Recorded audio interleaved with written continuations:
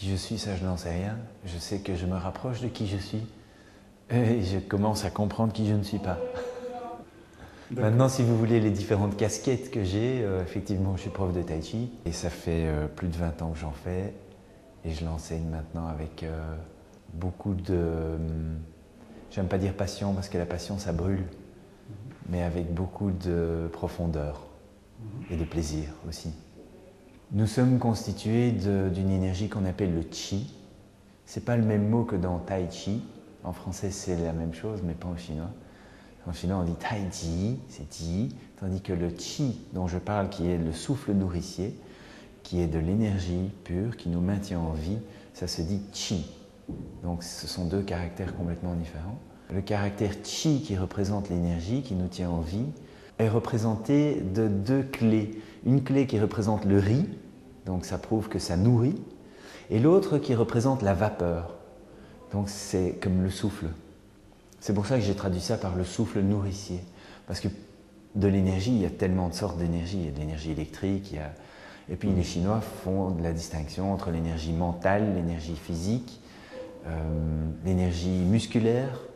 C'est très important pour moi que chaque élève ressente ce que je dis et puisse poser toutes les questions qu'il veut sur tout ce que je dis, parce que j'ai toujours une réponse dans ce cadre-là. Sans chi, il n'y a pas de vie. Alors tout le monde a un niveau de chi différent. Il y en a qui bénéficient de beaucoup de chi à la naissance, qu'on appelle le yin chi, et qui ont de la chance parce qu'ils ont tout le temps de l'énergie, toute leur vie, même s'ils fument, qu'ils boivent, qu'ils sortent tout le temps. Et il y en a d'autres, c'est l'inverse, donc il n'y a pas d'égalité à ce niveau-là. La seule chose, c'est que le tai chi ou des disciplines similaires, comme le qigong par exemple, que nous faisons aussi, permet d'augmenter le niveau de chi. Alors ça, c'est bon pour tout. C'est comme si vous augmentez, le chi c'est comme de l'argent, c'est de l'énergie. Vous en avez plus, ben vous pouvez faire plus de choses. Bien ou pas bien, ça c'est encore à vous de décider. Ce n'est que de l'énergie. Et aussi le tai chi, bien sûr, il ne faut pas l'oublier, c'est un art martial. Donc il y a l'aspect santé dont je viens de parler, et il y a l'aspect martial. Et pour se défendre, il faut évidemment beaucoup d'énergie.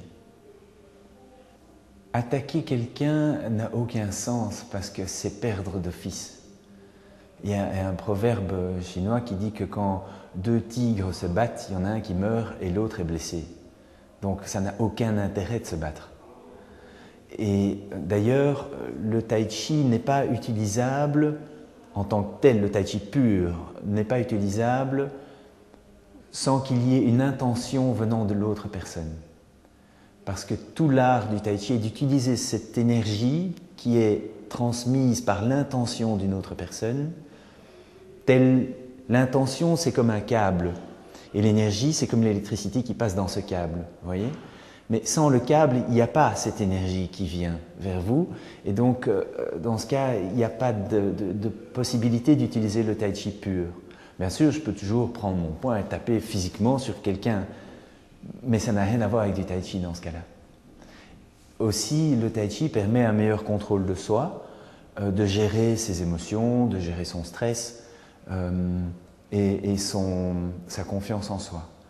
Si quelqu'un m'énerve et que moi je suis très confiant en moi, je n'ai pas besoin d'aller lui prouver quoi que ce soit. Je ne vais pas l'attaquer, je vais partir.